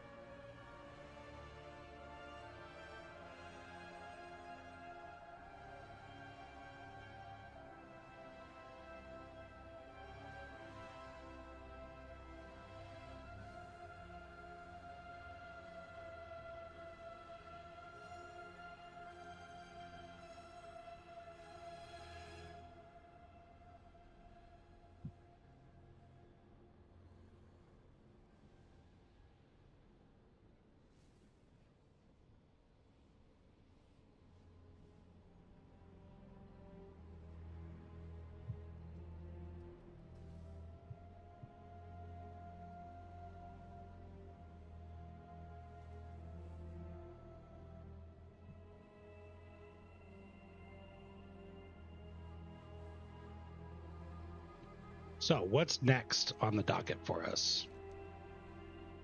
We talked about renown, reputation, the sources that you can get from that. Not a big focus for us. I think our next big challenge is going to be getting these rings upgraded, because you can see we're item level 624, so that puts us in a bit of a unique spot here. One other thing that we could do on Koresh is we could do the world boss. The world boss is going to give you a piece of warbound gear, so it might not necessarily be the best thing for our character. It could be a piece of plate gear. It could be, could be anything really. However, it is champion level, so I would definitely recommend doing this once per week. One of the quests, if you're doing this for the first time, will send you over to Shandis, and it'll talk about phase diving. This is another weekly activity that you can do. It'll give you reputation, and it'll give you currency that you can use to purchase transmog. And they'll also talk about upgrading your Reshi Wraps. So you will gain these fibers, 3 per week. You can gain all 15 of these right now just by doing dungeons and looking for raid difficulty. And they're going to upgrade your cloak. So you can see our cloak just went to 730 item level because we unlocked all of these. There's also some additional features that are enabled with your cloak. So it has an extra ability. Your harmful spell, this is for the damage specialization. Your harmful spells and abilities have a chance to focus latent energies around you, inflicting 1.5 million arcane damage split between your target and nearby enemies. If you switch over to tank or to healer specialization, that will change again. And there's some additional power that can be added, and you also unlock more from the phase diving activities. So phase diving, it is associated with this weekly quest, and it is basically the ethereal version of Koresh that we were in during the campaign. You'll see that when you mouse over some of the world quests, it will say phase diving. So in order to do this world quest, you need to phase dive. It's also going to unlock the phase conduit platforms, which is what you click to get into the phase diving area, basically. So it's basically like the underground. Super cool thing about your Reshi Wraps and phase diving is you actually have access to like an instant flight network. So say I wanted to get back to Tazavesh or out to the raid, you can find one of these conduits, which will be marked on your map, and you can instantly teleport to where you want to go. As if we didn't have enough. Then we can just click out of phase diving and we're on the other side. So some of the quests will bring you into phase diving. Some of the world quests, the weekly will also. We're going to turn in this quest. This was for herbalism. Yes, can I help you? But now that we're done with this campaign, we have our enchanted crest. We have our 640 gear. We're going to go and try and get some upgrades. So we'll go back to Dornegal.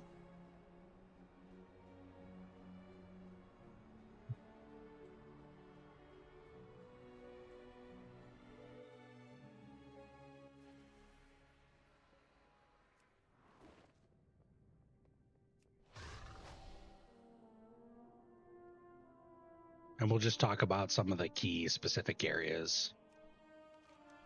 So the main weekly and important quests are going to be these blue exclamation points down here.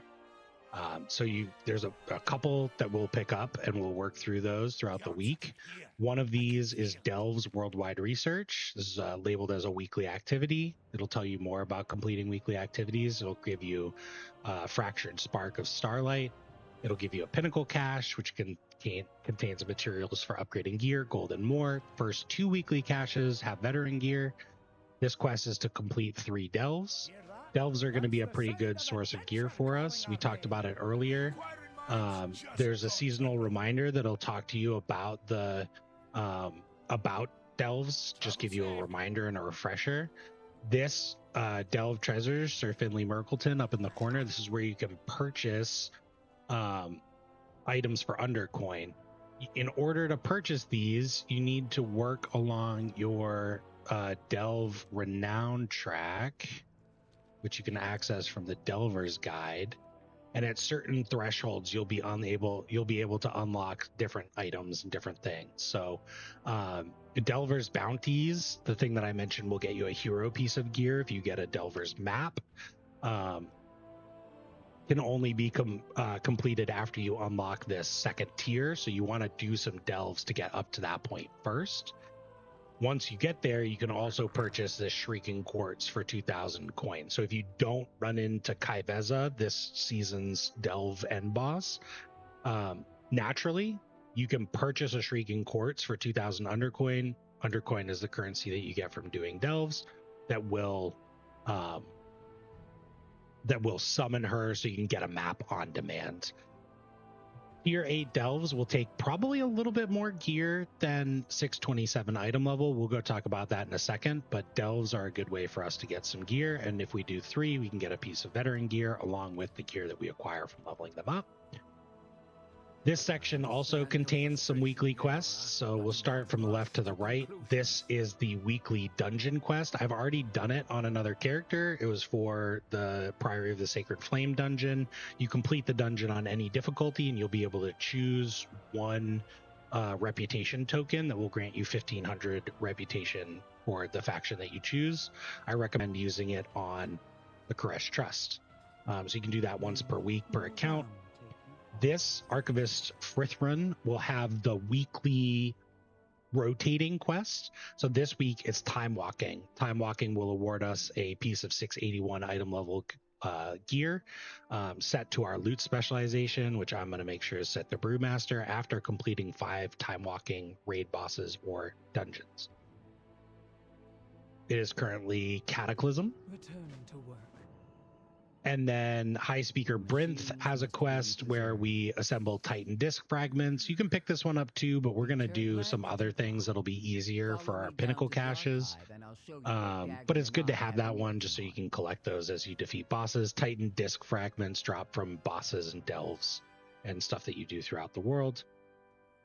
Call of the World Soul is another weekly quest that allows you to pick what objective you want. I always pick delves. It wants you to do 1 delve. Also rewards a Pinnacle cache, and we're going to be doing 3 delves anyways. 3 delves, 5 Timewalking dungeons. I flew right past them because we were doing some of the other stuff, but we are going to go try and kill the world boss, which is probably where we're going to end it today. And I'll give you some advice on where to go next if you've been following along and you want to keep continuing. There we go. So for the Titan Disc Fragments, we just have to do this little quick story to talk to our friends Dagran. Now he wants 100 disc fragments. What's the problem, Dagran? So we can run out there. All these discs are cracked or broken. We'll need more disc fragments if we're to get anything useful out of this machine. I suppose that's where. So I talked about the rings being a bit of a factor for us in our item level. First thing that we can do is actually just open up the map and start looking at some of the world quests. So I'm just going to zoom out and see if I see any items. I see a 642 one-handed weapon. I have to unlock the world quest in Ashkahat, but I'm not really seeing any rings. I'm seeing a weapon, chest piece, helmet, and they are higher item level. So if we want to get our item level up, this is a great way to just knock it out really quick. 655 back in Koresh. We can get a one-handed axe. We can get a helmet that's 10 item levels higher and a chest piece that's 10 item levels higher. So that could be a good option. But I would recommend just starting to do some of these weeklies, doing some delves. What you'll need to do with delves is you'll have to upgrade your difficulty. I talked about this in the earlier video, but once you hit level 80 for the first time, you'll be able to go beyond delve level 3. You can get delve level 3 as you're leveling up, but delve level 4 only unlocks when you hit level 80. And in order to get to tier 8, you need to complete all of the previous tiers. So you pick up the weekly quests, the quest to do 3 delves and 4 delves, and you do tier 4, tier 5, tier 6, tier 7. You'll unlock tier 8. It will show you the recommended item level. So we're at 627.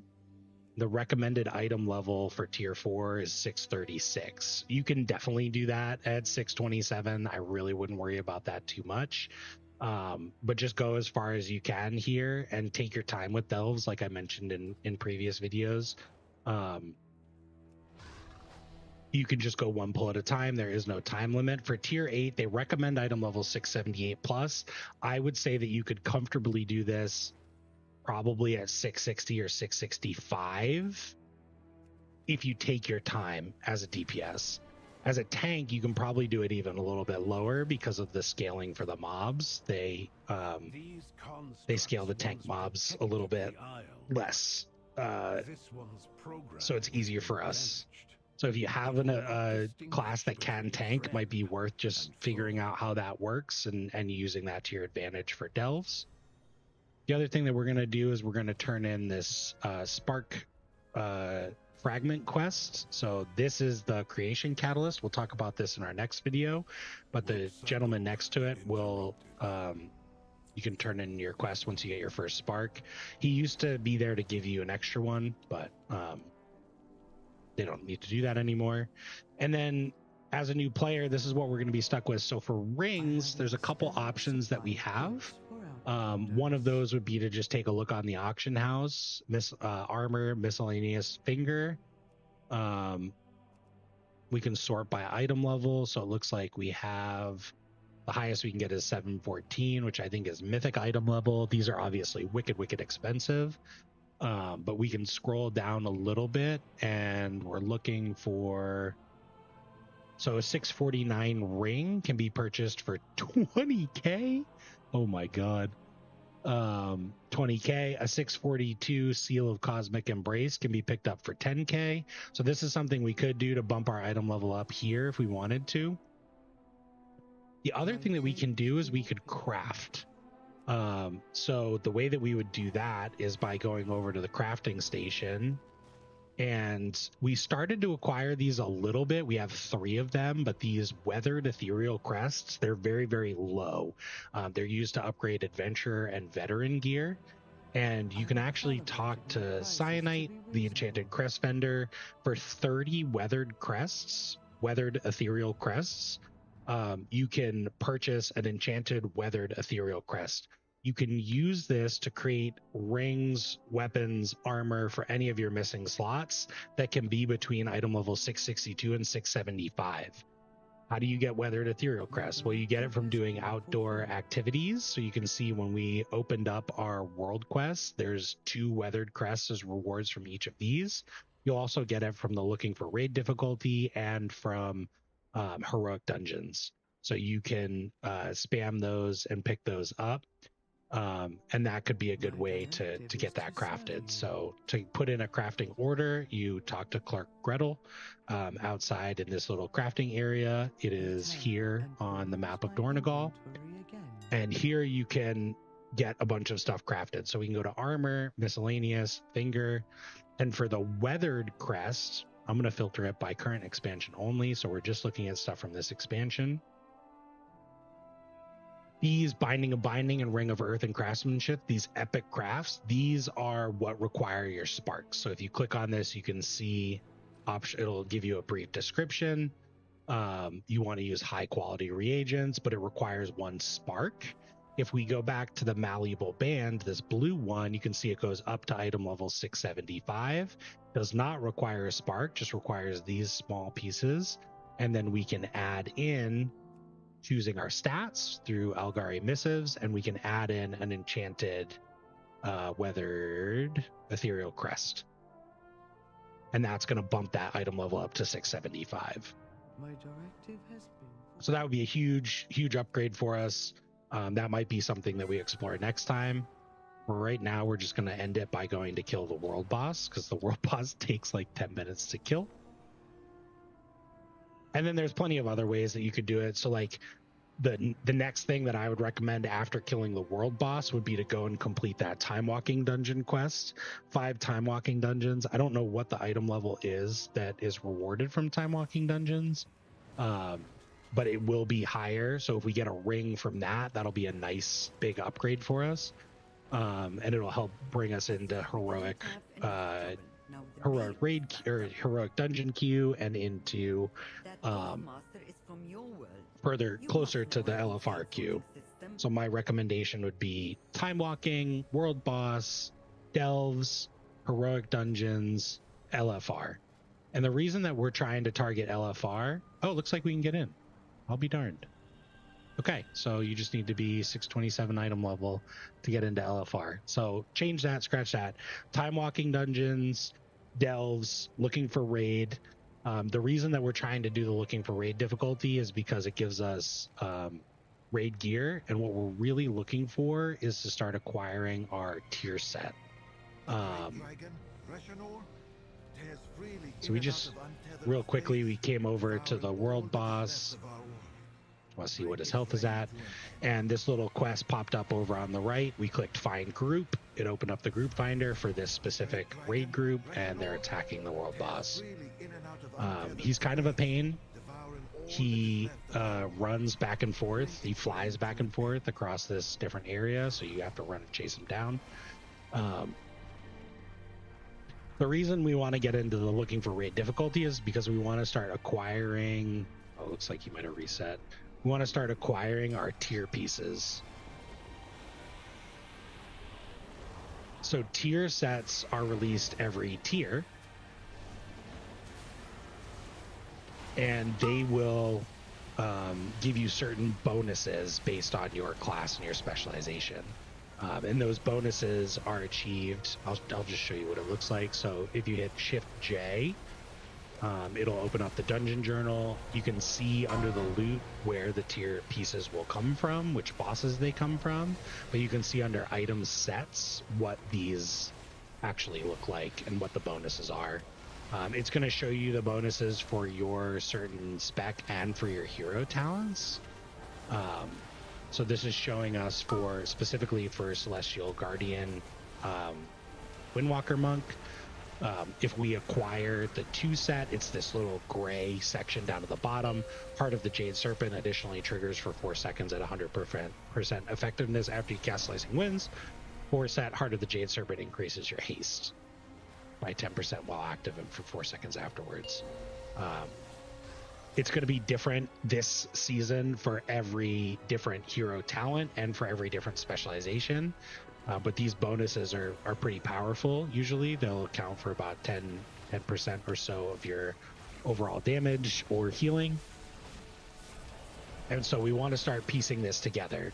And the place that you can get this every week directly is through the raid. So you can see when we go into Manaforge Omega, even on Raid Finder difficulty, you can see what items drop.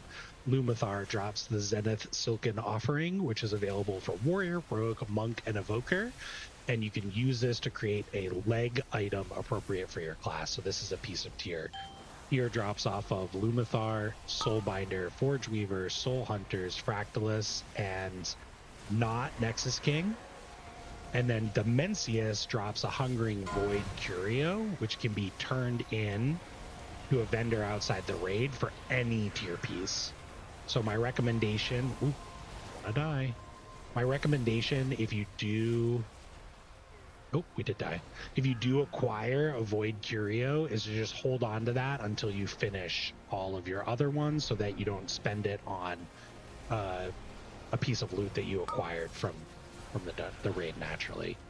You do have to roll against other players, so it's no guarantee that you'll be able to get your tier pieces.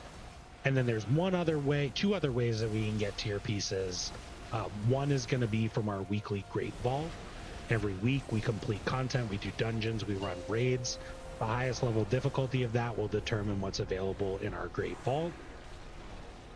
And tier can appear in any level of the Great Vault, dungeons, raids, or delves. And then the other way that we can get tier is through the Catalyst. So the Catalyst, we just walked right by it when we were turning in that quest for the Spark. The Catalyst allows you to take any existing piece of gear, I think at a certain item level or higher, but it has to be from this season. I think it has to be like veteran or higher. And you can convert that into a tier piece. So if I kill this world boss and I loot a leather chest on the champion track, I can go over to the Catalyst and I can put that champion track chest piece in and I can turn it into a piece of tier. Catalyst charges are another form of time gating. They accumulate bi-weekly. We're going to get one next week, and we just got one last week. So everyone who logs in should have 2 Catalyst charges available.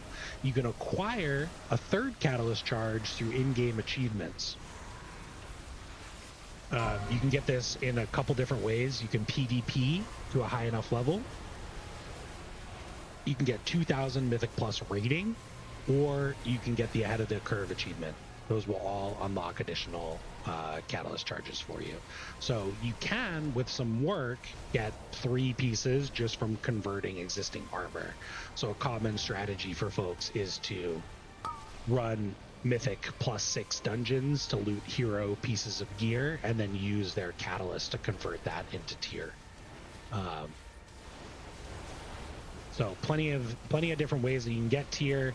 The reason that I recommend starting with LFR is just to get a couple pieces and try and get that 2 set, and then filling out the rest with gear that you acquire through dungeons and other raids and your Great Vault. So we're going to end it here for today because we're coming up on that 2-hour mark. Thank you for watching. If you liked this video, found it useful, we're going to be doing another one early next week, probably on Monday, where we start actually going into some dungeons and into LFR, so you can watch that and follow along. Hopefully I gave you enough to work with from here on out so that you can keep leveling up. Basically from here, after unlocking the Reshi Wraps, we just want to start doing dungeons and raids at the highest difficulty that we can to unlock a good Great Vault and keep getting upgrades. Yeah, so we got a plate belt, which is unfortunate. Champion track plate belt. So we can't, it is war bound, so you can see binds to warband until equipped. I could use this on a plate character. I'm not, I'm a leather character, so this doesn't really help us at all. But that's okay. We're gonna use our Hearthstone and we'll head back. If you liked the video, like and subscribe. It really keeps me going. I appreciate all the support that I've gotten so far and the positive comments, and I really like making these videos. I'm excited to follow this series through. I'm excited about Midnight. We're going to release some Midnight videos too, that talk about the new player experience that will be updated. So please, like I said, if you're interested in this and you're interested in continuing along in World of Warcraft retail, definitely like and subscribe. That helps, keeps me making these videos. Oh, cool. We got a piece of mount armor. Anyways, we'll talk about that next time. Get out there, get in those dungeons, get in those raids, do LFR, do time walking, keep getting those upgrades, and we'll catch you in the next one.